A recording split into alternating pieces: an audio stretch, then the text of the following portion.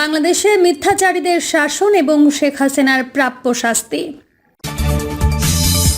এবং সর্বশেষ জানাবো শিক্ষার্থীদের রাজাকার স্লোগান নিয়ে যা বললেন প্রধানমন্ত্রী।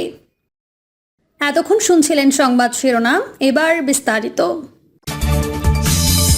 বাংলাদেশে মিথ্যাচারীদের শাসন এবং শেখ হাসিনার প্রাপ্য শাস্তি। 2013 সালের 5ই মে শাপলা চত্বরে নৃশংস হত্যাযজ্ঞের পর মানবাধিকার সংস্থা অধিকারের প্রধান আদিলুর রহমান খানকে সরকার গ্রেফতার করা হয়েছিল। তার বিরুদ্ধে সরকারের পক্ষ থেকে অভিযোগ ছিল শাপলা চত্বরে সরকারি বাহিনীর হাতে শাহাদাত প্রাপ্ত হেফাজতে ইসলামের কর্মীদের বিষয়ে সংস্থাটি নাকি মিথ্যা তথ্য দিয়েছিল। অধিকারের পক্ষ থেকে বলা হয়েছিল তাদের হাতে 61 জন শহীদের নামধাম আছে যাদের সেদিন হত্যা করা হয়েছিল। আওয়ামী লীগ সরকার বলছে অধিকার বিকৃত তথ্য দিয়েছে এবং সেটি বাংলাদেশের তথ্য প্রযুক্তি আইন 2006 অনুযায়ী শাস্তিযোগ্য অপরাধ। এই আইন মোতাবেক ভুল তথ্য প্রচারের শাস্তি পূর্বে 10 বছর জেলের বিধান ছিল, কিন্তু সরকার সেটি সম্প্রতি বাড়িয়ে ন্যূনতম শাস্তি 7 বছর এবং সর্বোচ্চ শাস্তি 14 বছর করেছে। ফলে এই অপরাধে আদিলুর রহমানকে শেখ হাসিনার সরকার আদালতে শাস্তির ব্যবস্থা করেছিল। কথা হলো, মিথ্যা কথা বলাটি সেদিন শাস্তিযোগ্য অপরাধ রূপে চিহ্নিত হয়েছিল, কিন্তু মিথ্যা বলায় আওয়ামী লীগ নেতাদের যে জুরি নাই সে প্রমাণ তো প্রচুর। মিথ্যা তথ্য দেয়া যদি বাংলাদেশের আইনে শাস্তিযোগ্য অপরাধ হয়, তবে সে অপরাধে সর্বোচ্চ শাস্তি হওয়া উচিত শেখ মুজিব ও তার কন্যা শেখ হাসিনার। কারণ বাংলাদেশের ইতিহাসে সবচেয়ে বড় মিথ্যা তথ্যটি যিনি দিয়েছেন তিনি অন্য কেউ নন, সে ব্যক্তিটি খোদ শেখ মুজিব। তেমনি মুজিবের ন্যায় বহু বিকট মিথ্যার জন্ম দিয়েছেন শেখ হাসিনা। মুজিবের প্রকাণ্ড মিথ্যাচারটি হলো 71-এ 30 লাখ মানুষের নিহত হওয়ার তথ্যটি, আর হাসিনার মিথ্যাচারটি হলো শাপলা চত্বরে নৃশংস হত্যাকাণ্ডের পরও 5ই মে কোনো গোলাগুলি হয়নি, কেউ নিহত হয়নি এবং হেফাজত কর্মীদের গায়ে রং মেখে মৃতের অভিনয় বলার তথ্যটি। বাংলার সমগ্র ইতিহাসে এত বড় মিথ্যা কথা কেউ কি কখনো বলেছে? মিথ্যা উচ্চারণ সবসময়ই পাপ, সবসময়ই সেটি শাস্তিযোগ্য অপরাধ। মজলুমের বিরুদ্ধে মিথ্যা বলা যেমন অপরাধ, তেমনি অপরাধ হলো জালেমের বিরুদ্ধে মিথ্যা বলাও। আর সবচেয়ে বড় শাস্তি তো তার প্রাপ্য যে সবচেয়ে বড় মিথ্যাটি বলে। মিথ্যাচারীদের আরেক অপরাধ, জনগণকে তারা বিবেকহীন করে, সেটিকে জনগণের মনে মিথ্যার আবাদ বাড়িয়ে। আগাছার আবাদ বৃদ্ধিতে জমির উর্বরতা যেমন বিলুপ্ত হয়, তেমনি মিথ্যার প্রকোপে অসম্ভব হয় মানব মনে সত্যের বীজ বেড়ে ওঠার। এমন মিথ্যুকদের আল্লাহ তাআলা হেদায়েত দেন না। মিথ্যাচারীরা তাই বঞ্চিত হয় ইসলামের বরকত থেকে। বিবেকহীন ও দুর্বৃত্ত হওয়াটাই তাদের রীতি, তাই সত্যকে কবুল করার ক্ষেত্রে তারা সামর্থ্যহীন নয়। এ কারণেই ইমানের বিরুদ্ধে সবচেয়ে নাশকতাটি ঘটায় মিথ্যাচারিতা। শয়তানের এটি সবচেয়ে বড় হাতিয়ার। শুধু ফেরাউন বা নমরুদ নয়, সাপ, শকুন, গরু, ছাগল ও মূর্তিরাও কোটি কোটি মানুষের কাছে ভগবান রূপে গণ্য হয়েছে তো এরূপ মিথ্যাচারীদের প্রচারের কারণে। একইভাবে শেখ মুজিব ও তার দল আওয়ামী লীগও কোটি কোটি মানুষকে বিবেকহীন করেছে। আওয়ামী বড় অপরাধটি তাই শুধু ভারতের দাসত্ব প্রতিষ্ঠা নয়, স্বৈরাচারী শাসনও, বরং সেটি মিথ্যার প্রতিষ্ঠা। দেশের 30 লাখের মিথ্যা তথ্যটির প্রচার তো সে কারণে এতটা বলবান। হাসিনার লাশের দৌড় মারার কিচ্ছা, একইরূপ ভয়ঙ্কর মিথ্যা তথ্য দেওয়ার অভিযোগ কাঠগড়ায় তোলা উচিত শেখ হাসিনার। সে মিথ্যা তথ্যটি তিনি দিয়েছেন 19শে জুন সংসদে দাঁড়িয়ে। আজ এটি প্রমাণিত সত্য যে গত 5 মে 2013 তারিখে রাতে হেফাজতে ইসলামের লক্ষাধিক নেতাকর্মীকে শাপলা চত্বর থেকে সরানোর সময়ে নৃশংস গোলাগুলি হয়েছিল। তাতে হাজার হাজার মানুষ হতাহত হয়েছিল এবং রক্তের স্রোতে ভেসে গিয়েছিল মতিঝিলের রাজপথ। সে নৃশংসতার অসংখ্য ভিডিও চিত্র আজ দেশ বিদেশে ছড়িয়ে আছে, কিন্তু শেখ হাসিনা বলেছেন সেই দিন কোনো গোলাগুলি বা সেরকম কোনো ঘটনাই ঘটেনি। তারা সেখানে গায়ে লাল রং মেখে পড়েছিল। তবে পুলিশ পরে যখন তাদের ধরে টান দেয় দেখা গেল উঠে দৌড়াচ্ছে, দেখা গেল লাশ দৌড় মারল।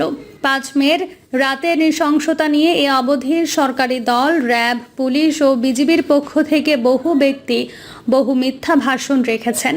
কিন্তু প্রশ্ন হলো, হাসিনা যে মিথ্যাচার করলেন, এত বড় মিথ্যা কথা কি আজ অবধি কেউ বলেছে?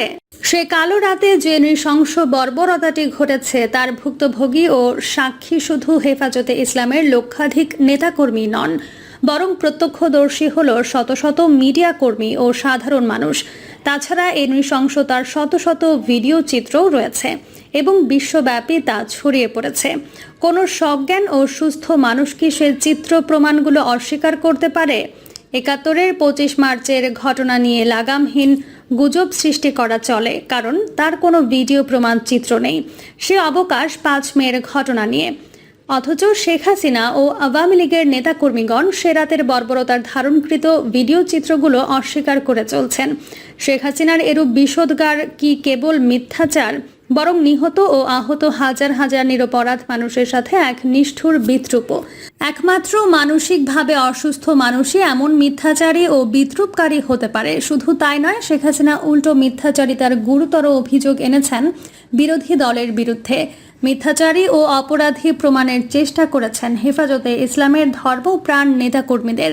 তাদের চরিত্র হনন করতে গিয়ে তিনি ধর্মের দোহাইও দিয়েছেন। মিথ্যা কথা বলা মহাপাপ ও ধর্মবিরোধী উলামাদের প্রতি সে নসিহত করেছেন। শেখ হাসিনা বলেছেন, অথচ তারা ১,০২,০০০ গুলি, হাজার হাজার লাশের কথা বলে বেড়াচ্ছে। এ ধরনের আজে বাজে মিথ্যাচার করে দেশের মানুষকে বিভ্রান্ত করেছে। ধর্মের নামে এই অসত্য কথা বলে কোন ধরনের ইসলাম পালন তা আমি জানি না। হাসিনা যে শাপলা চত্বরের হত্যাকাণ্ড নিয়ে মিথ্যা তথ্য দিয়েছে সেটি সরকারি প্রেস নোটও প্রমাণ করেছে।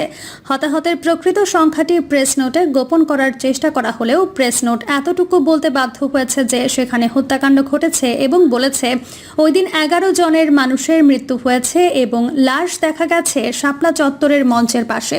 ফলে প্রেস নোটেই প্রমাণিত হয়েছে হাসিনা মিথ্যা তথ্য দিয়েছে। হাসিনার দেয়া ভাষ্যমতে সেই দিন কোনো গোলাগুলি বা সেরকম কোনো ঘটনাই ঘটেনি।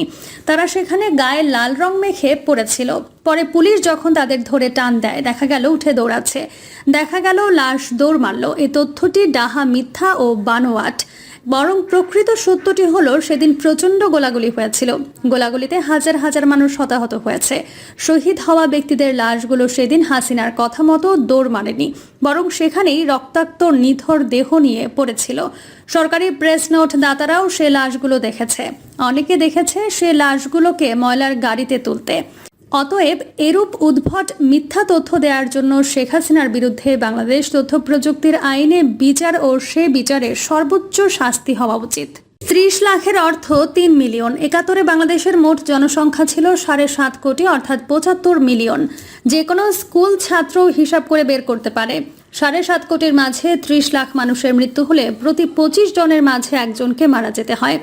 যে গ্রামে ১,০০০ মানুষের বাস, সে গ্রামে মারা যেতে হয় ৪০ জনকে।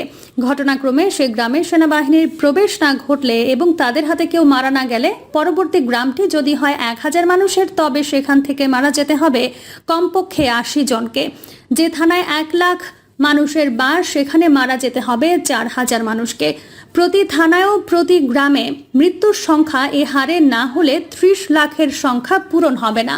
তাছাড়া ৯ মাসে ৩০ লাখ মানুষকে হত্যা করতে হলে পাকিস্তান সেনাবাহিনীকে প্রতিদিন গড়ে ১১,১১১ জনকে হত্যা করতে হয়। সে সংখ্যাটি কোনো একটি দিন পূরণ করতে ব্যর্থ হলে পরের দিন বেশি করে হত্যা করে তা পূরণ করতে হতো।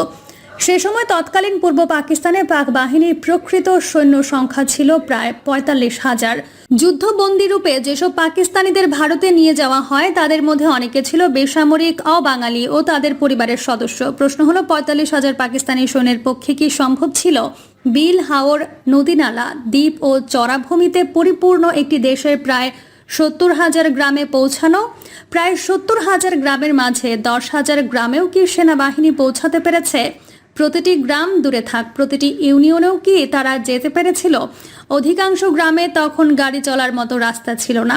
অধিকাংশ গ্রামের অবস্থান নদীর পাড়েও নয় যে তারা লঞ্চ বা নৌকা যোগে সেখানে পৌঁছাতে পারত।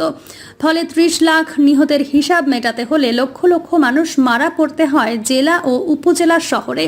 কিন্তু কোনো জেলা বা উপজেলা শহরে 10,000 বাঙালি কি মারা গেছে?